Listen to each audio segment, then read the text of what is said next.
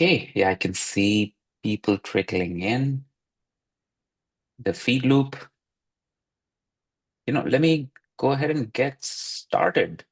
Um, Welcome everyone to the fourth year of Hypertrack's annual Shiftwork Summit. We have a fantastic 5 hours lined up for you this time. 10 fantastic speakers, 30-minute sessions each, from workers to customers, from humans to AI, from operations to growth. We're going to cover all dimensions of shift work for you. It's going to be a fantastic show. So we've organized the show in three tracks this time. We start with shift work in the massive healthcare market for caregivers. And then we move on to the vibrant light industrial track. And then we see how the software from on-demand marketplaces is making its way into the enterprise's own worker pools and field service management at large. All of this, by the way, is brought to you by the amazing team at Hypertrack. Trust me, this is not our day job, though all of us share a passion to bring the community together, to compare notes and share learning. So I really thank you all, the speakers and the audience, for coming in that spirit. Hypertrack, of course, helps schedule and track shift work using location and AI agents. To kick off our show and the healthcare track, I want to welcome an inspiring leader and a dear friend. He walks into every room asking, "How can I help you?" Isn't that the caregiver mindset, at the core, right? In some ways, that question is where Nursa as a journey began, for him and for the company. That and a lot of sticky notes, ask him about it. Please welcome Nursa CEO, Curtis Anderson. Over to you, Curtis. Bishop, thanks so much for a warm welcome. It's good to be back and great to be among friends who are in the pursuit of good learning. We've got a great day set ahead of us, and excited to be with each of you. It is a valuable note to know that this is about as close to the bedside as I can ever get. I have a deathly aversion to needles, and so asking how I can help that's where it stops short, is at the bedside clinically. But I'm inspired by the nurses and managers that we work with on a day-to-day basis. To get us started this morning, the session was really inspired by a conversation that Keshav and I had at length together about the power of opportunistic ambiguity. And as I reflected on this, I was reminded of a phrase, a quote by a 19th century Prussian field marshal who believed that strategy should be a system of options, that military leaders must prepare extensively for all possible outcomes, since only the beginning of an operation can really be planned with certainty. And his name's Helmuth von Moltke. And his note was that no good strategy survives contact with the enemy. I love this and have often reflected on it in the way in which we operate at Nursa. For those who are not on their second cup of coffee, but just getting into their first cup on the West Coast, there's an American boxer who puts this much more elementary, named Mike Tyson, who says everybody has a plan until they get punched in the face. And you'll all recognize that. I think for me, I would argue that true greatness, is really achieved in what you do with what you have in the 5 minutes that follows that punch in the face.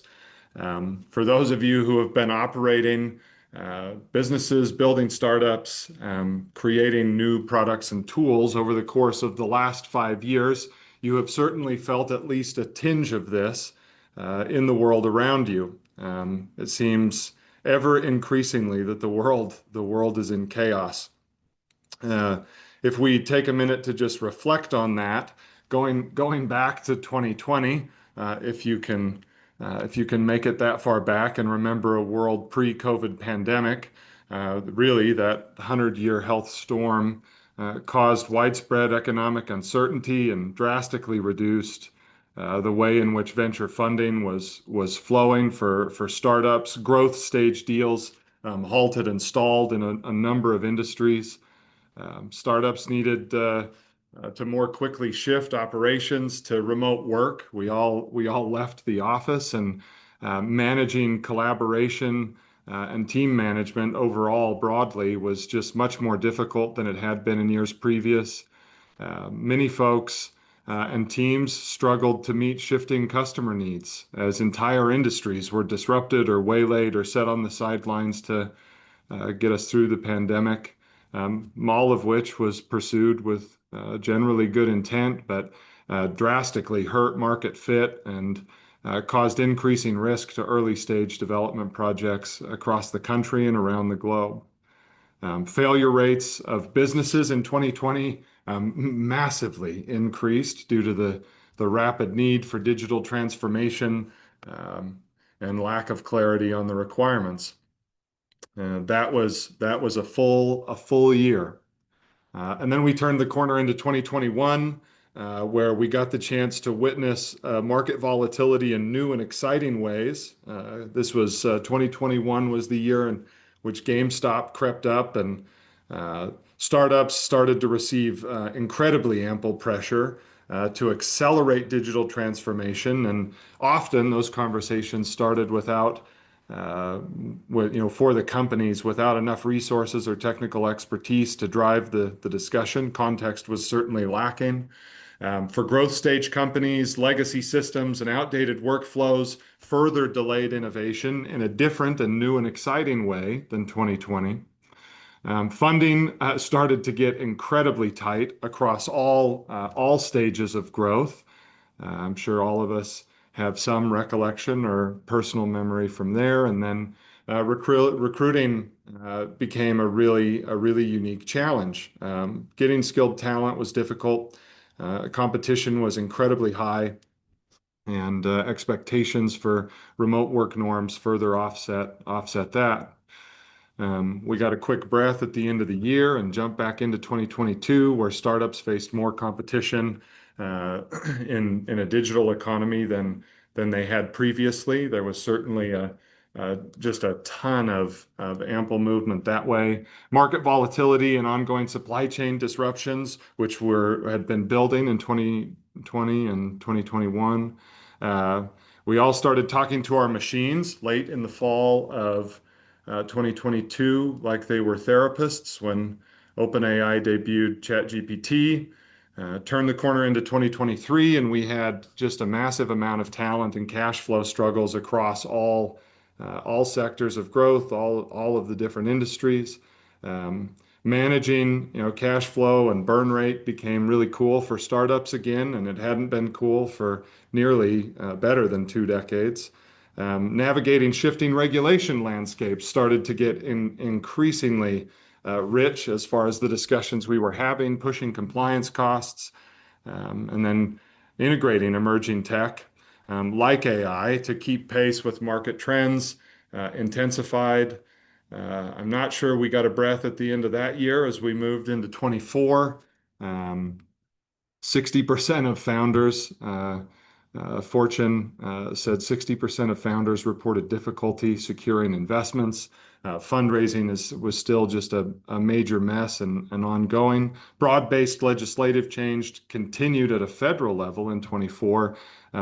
Just increased forward-facing or future-facing instability in the markets. Revenue generation and achieving profitability became increasingly more important as companies continued to pursue. And then as we turn the corner into 2025, we've continued to see new and exciting ways of market volatility and the rapid pace of AI and machine learning becoming baseline expectations for how we're also supposed to operate and move forward, making it harder to differentiate solely through digital innovation. As I started to draft some notes and reflect on that, I had the question, how were any of us successful during those years? And maybe then I turned a corner to a more important question, which was who do I know that was most successful during that time period and what made them most successful? And as I've reflected on that, um, as far as I can see, if progress is our aim, then I believe that an abiding tolerance for uncertainty has been the most important human characteristic driving success in this period, this 5 year period of really colorful chaos in ways that none of us expected, and certainly all of us have felt. I've seen this high degree of tolerance for uncertainty in the lives of many that I work with and associate with, and certainly by those I'm inspired by. And this contrast of people who have the ability to stably evaluate both optimistic and pessimistic perspectives and make decisions, build their character with both of those at play are incredibly fascinating individuals. And because at large, each of these, optimism and pessimism can be really challenging to deal with in the lives of others, and we tend to separate them into single camps. Pessimism is a more intellectually seductive option than optimism, and captures our attention. You can turn on the news or open your preferred social media feeds for 5 minutes, and you'll have ample illustration of that allure. It is vital for survival, though, at a very basic and biological level, and helps us prepare for risks before they arrive. Optimism is equally essential. The future is for the faithful, and the belief that things can be and will be better, even when the evidence is murky, is one of the most essential parts of everything that we do, from maintaining a sound friendship or a relationship to making a long-term investment. In many cases, for entrepreneurship, optimism remains and has been for uh, more than a century, the bedrock granite on which the concept of the American dream has even been built. So, as I thought about how these individuals shape the tolerance for uncertainty with this contrast of both optimism and pessimism in their lives, I was thought of a few stories and reminded of a few anecdotes. The first of which is a war story. War stories always have the power to capture really valuable lessons because we're solving big problems in incredibly short periods of time. And the Vietnam era came to mind specifically for this. John McCain is a well-known, maybe the most famous Vietnam prisoner of war. But among those captured during that era, during the time, Admiral Jim Stockdale was the highest ranking prisoner of war during that era. He's done several interviews in the time since his return home, and during his foreign time in those prisons and camps, Stockdale was tortured routinely. At one point, attempted suicide out of fear that the pain would get so great that it might cause him to concede or give up sensitive military information. After he was released, decades after he was released, Stockdale was asked in an interview about how depressing life in prison must have been. And he pushed back against the interviewer and said it wasn't depressing at all. In fact, there was never a moment in which it felt depressing for him. He had never lost faith that he would prevail or that he'd be released from his captors and reunited with his family, which at a first blush, that answer to me feels like it could be blinding optimism at some level. But it's the next question that the journalist asks him that really sticks for me. Uh, they asked him who had the hardest time in prison.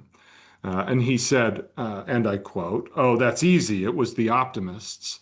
The prisoners who constantly said, we're going to be home by Christmas, those were the ones whose spirits were shattered when another Christmas came and went and they had gone nowhere." He said many of them died of a broken heart. Uh, there's this balance that he then talked about with the journalist between needing unwavering faith that things will get better while accepting the reality of the brutal facts of present tense, whatever those may be. In large part, we have a tendency overemphasize the short-term impacts of positive tech or change and underemphasize the long-term implications. Things will eventually get better, but in Stockdale's case, we're not going to be home by Christmas.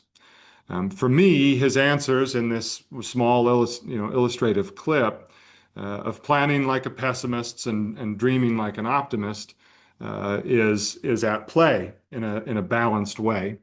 The mix is counterintuitive and in many respects can sound like a paradox, but it is really powerful when done right in each of our lives. If we save like a pessimist and invest like an optimist, there seems to be a careful balance there as a near-term illustration for each of us on decisions we make each day. At Nursa, we get the opportunity to talk with nurses and managers every day in the work that we do. And as a group, as a whole, nurses are some of the most resilient and tenacious people on the planet and demonstrate this well. And I think the pandemic highlights it in an incredible capacity. After the pandemic, many outlets started to report that there was a decrease, a burnout, transition from the workforce of around 30% in 2021 and 2022 as the pandemic came to a close. That number really never crept above 35%. And I think as a broad whole, what that statistic shows us is that the 65, 70% that stayed at the bedside after that kind of a 100-year storm are an incredibly tenacious, resilient group. As a CEO who operated in all 5 of those years, I was often asked during that period a simple question, or at least a seemingly simple question of what is the plan? What will we do next? What I very rarely talked about at large during those periods is that for me, there are always many plans that we are pursuing simultaneously as a company. We have good taste about what the future can contain, about what it holds, about what we are capable of as individuals and as a team. And one of those plans that is always constantly moving around in my mind ends with some kind of a statement about, another one of, and then at last, we will have to close the doors because we missed the mark and we could be dead by Friday.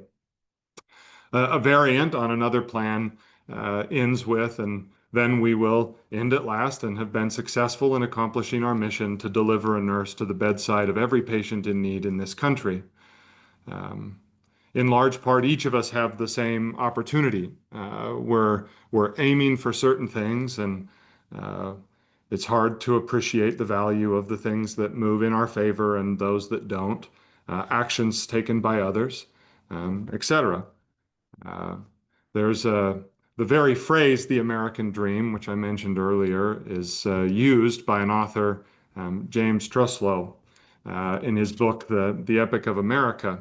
His book was published in 1931, and I've always found it interesting the timing of where that phrase came from and the year in which it was published.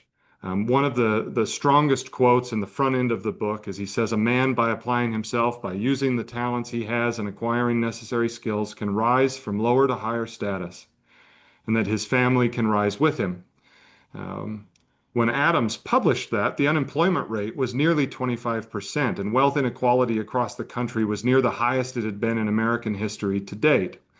When he wrote that the American dream of a better, richer, happier life for all citizens of every rank in the book later on, talking about the value and the ideal of what we can accomplish, food riots were breaking out across the country as the Great Depression started to rip the economy to shreds.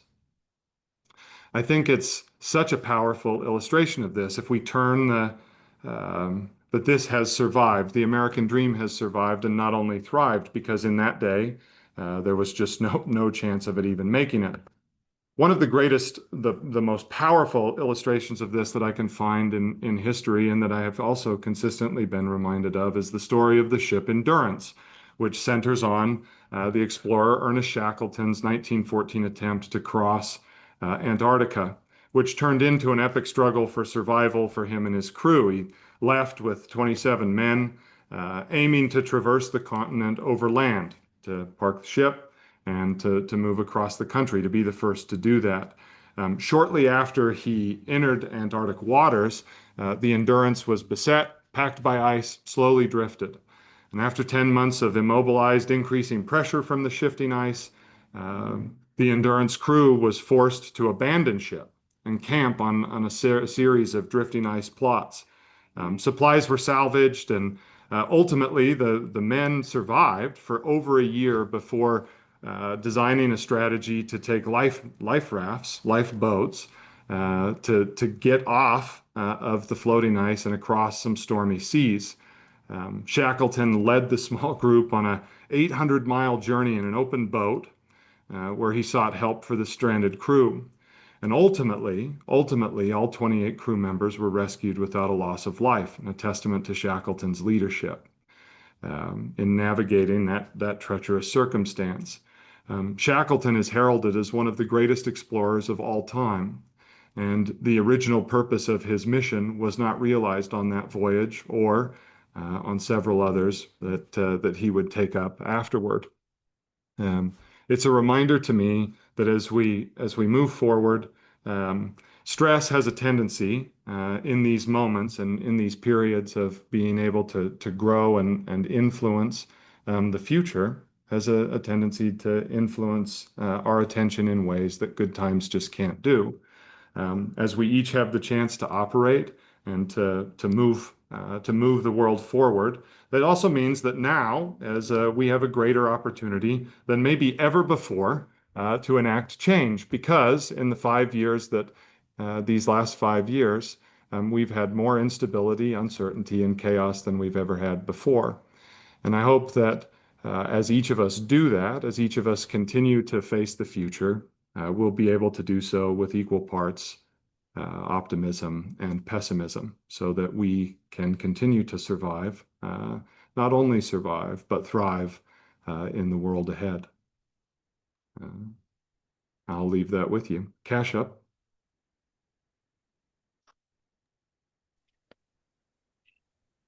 Awesome. Thank you. It's hard not to listen to the claps that I'm feeling right now from people who are listening.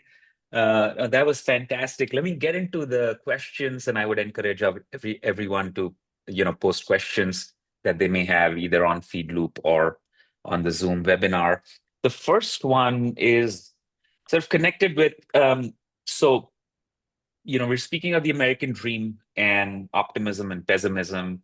Um, I'm optimistic about, as a technologist, I'm optimistic about the future of AI, but it's hard not to be pessimistic and worried that, is it taking away our jobs? Is it going to make us do things that, um, it's going to trick us into doing things? How do you think of AI in the backdrop of what you spoke of? Yeah, absolutely. I think one of the most fascinating pieces for me is that AI is decreasing, if not outright compressing, flattening the gap between idea and execution. I don't think there's ever been a period where we have had a greater degree of freedom to operate as individuals, to pursue the purity of an idea that we each have. That's certainly the part of this that I believe is optimistic. Um, uh, Capitalism is a beautiful mechanism to drive growth of ideas like this.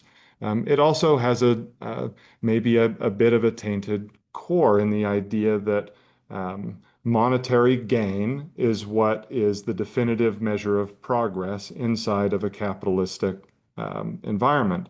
And so I think that the pursuit of money alone gives us a more pessimistic vibe of what AI could be able to do. And I think that there is a number of broad-based discussions that need to be moving at much greater degrees of speed in the name of social good and leveraging AI to improve social good along the way. Got that. Um, my next question is what practices or frameworks have helped your team maintain resilience and focus during periods of uncertainty? Yeah. And in this, let me draw the arc from you've been doing this business since before COVID. Of course, COVID massively shifted the caregiver Yep. industry, and then it becoming a endemic from a pandemic did that all over again, and that's just the beginning of the uncertainties. So, yeah, what practices and frameworks helped maintain the resilience? Yeah, a really simple example that comes to mind, Cash Up, we do an idea of a pre-mortem. So when we're setting a plan, we generally will set planning for us is a luxury. As a startup, you don't get to plan for next year or 3-year annual planning or beyond. You're really thinking about what problems are we up against this week or next week. There's even periods that I can remember where we were talking about what's the problem we're going to solve today and sharpening, intentionally sharpening the acuity of focus on those is really powerful. And one of the ways we would do that is to take a pre-mortem. And so, as soon as we would finish a plan, a team will go through an exercise of outlining a feature, a function, maybe a forecast. And the question that I would ask is, okay, on X date that we have set the stage that we want to complete this, we have failed miserably. Why?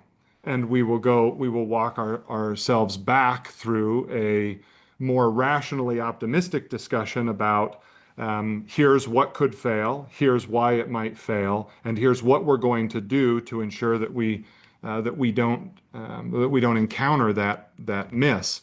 This has been really helpful in allowing the team the ability to remain flexible in their thinking. If we're talking about the reasons why it might fail, at the same time, we're talking about the reasons that we think it should succeed, it feels less conflicting or less of an attack than if we wait until later as things start to fall apart. And then, as things inevitably start to fall apart, we can deal with those pieces one at a time as they come.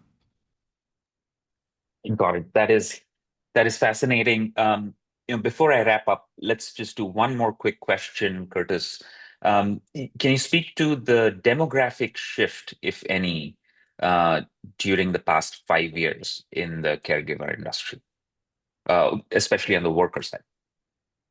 Yeah, absolutely. I think the note here is that previous to COVID, the industry at large is solving for two types of needs. And I'm broadly basing a summary here, but uh, Nurse Nancy's leaving for an FMLA leave or a summer break. We have to solve for that gap. That was known as a contract or a travel opportunity. And in the shorter term, is Nurse Nancy's sick, we need to fill her shift tomorrow. That shorter shift, the per diem, contingent staffing at large just was not incentivized to be able to fill that. A recruiter, it just wasn't worth a recruiter's time to go try to solve a problem for 12 hours when there was a nearly endless stream of 12 weeks available. And so the demographic shift that we have seen is people who had a cat or a kid or a cactus that took them out of the workforce, that uh, where they couldn't do a longer term commitment or they couldn't be in a full-time capacity, have come off the benches in spades. And we have seen them pick up part-time work, part-time obligations, more flexible engagement and engaging work. Got that. Awesome. There are more questions. Is there a place they can reach out to you, Curtis, offline, to get answers? Because we're on time now. No, absolutely. Curtis at nursa.com or at Curtis Nursa on X. Thanks so much for the time. Thank you so much, Curtis, for speaking with us today. To the audience, on Feed Loop, the next session starts right now. And those joining through Zoom webinar, the Zoom link for the next session should be in your calendars to listen to Gene Cook, from Travel Nurses Association of America, the Chief Operating Officer, talk about tech that truly serves transforming healthcare staffing for every stakeholder. Thank you, Curtis. This was a privilege. Thanks again, my friend. Likewise, Keshav.